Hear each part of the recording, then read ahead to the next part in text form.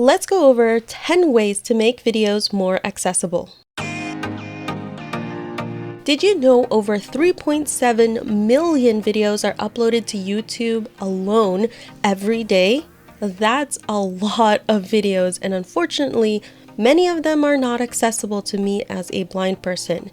But video accessibility is not just for people who are blind, but for people who are deaf or dyslexic or somebody who has seizures. And really, accessibility is for everybody. I'm Carrie on Accessibility, and I talk about technology and accessibility. If you're interested in that type of video, hit the subscribe button and the bell so you can stay up to date on all the latest videos. Before we go on, this video has been brought to you by the Carrie on Accessibility YouTube and Patreon members. Whether you're a business, organization, creator, or just a friend who wants to make a video, keep these 10 things in mind. Number 1, describe what's going on in a video. This is usually called audio description. So if your cat jumps down or if there's a product that's showing up on screen, describe what's going on so that somebody who's totally blind can understand the video. Typically, when people think of audio description, they think of different shows that have a separate track. Pointy-eared children play a game.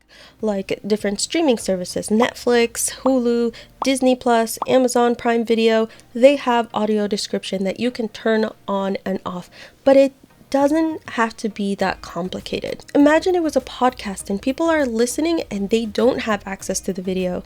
Do they have enough information to understand what's going on? That's the important part. If you're a business and organization who serves the blind community, be sure not to create or share videos like this cooking video that only has music in the background. Number 2, add captions. This is extremely important for somebody who is deaf. It's also important for people who may not be familiar with the language or may have trouble processing audio, and it's a lot easier for them to read. Be careful with automatic captions because they are not enough. They get things very wrong.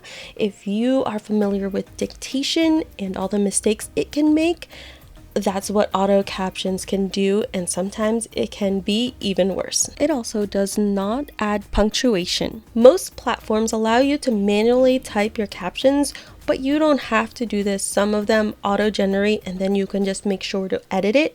You can also hire a captioning service like rev.com, or there's many other captioning services out there, or you can even use AI like Whisper. While you still need to go back and edit it, it's going to be so much better than auto captions. And number 3 is to provide transcripts, and this goes hand in hand with captions. Some platforms already have that built in, but especially if you're a business or educational organization, sometimes people process text better than audio or video, and sometimes people who use braille displays or who are deafblind, it's easier to use a transcript, and it can be more accessible than closed captions. Sometimes a screen reader can't read that.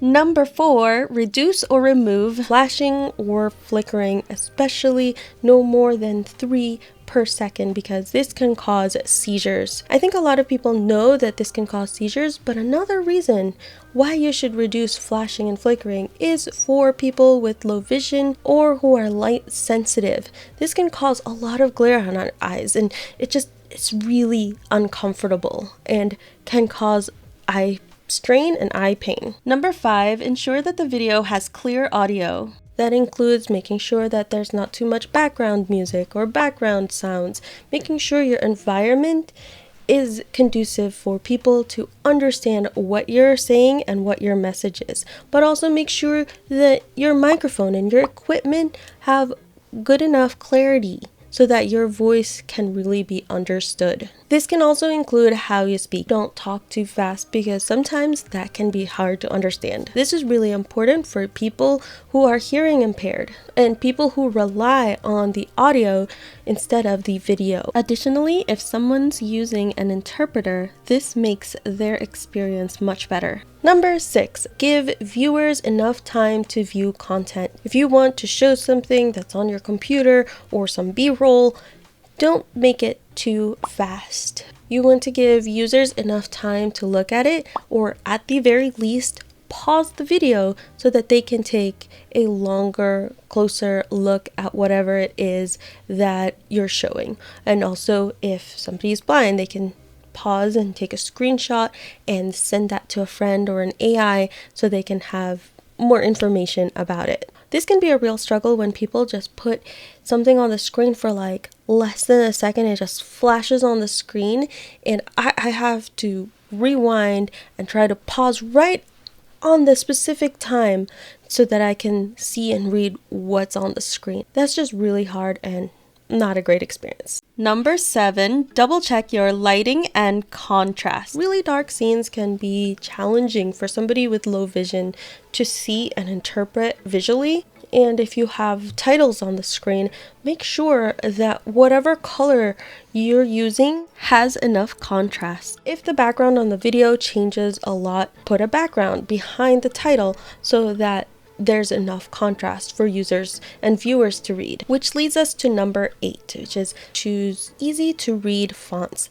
I know that elaborate, pretty cursive fonts are really nice, but they are really hard to read and take a long time to try to understand. The easiest fonts to read are sans serif, so things like Arial and Tahoma and Verdana. Those are some of the easiest fonts to read. Number 9 is to add chapters and sections to your videos. This is a great idea for everybody. It's helpful so that people can find what they need, what part of the video they need to be in, and if they need to go back, they know how to do that. It helps people find things in your videos faster, and it can reduce cognitive load. It just makes the whole user experience much better and more accessible. And number 10, use an accessible video player and platform. For things like YouTube and Instagram and Facebook, you don't have much control over that, but if you have a website and you're uploading content, make sure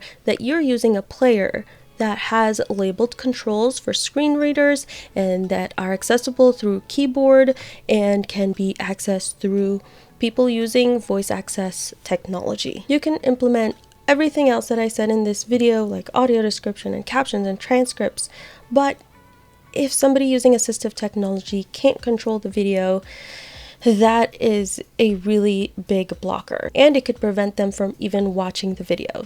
So those are 10 ways to make videos more accessible. If you liked this video and you thought it brought value, hit that like button and don't forget to subscribe. If you think I missed something and if you wanted to add something, leave those in the comments. I'd love to hear from you. If you want to support this channel and what I do, please consider becoming a COA member on YouTube or Patreon. That's it for now. Thank you for watching, and I'll see you in the next one.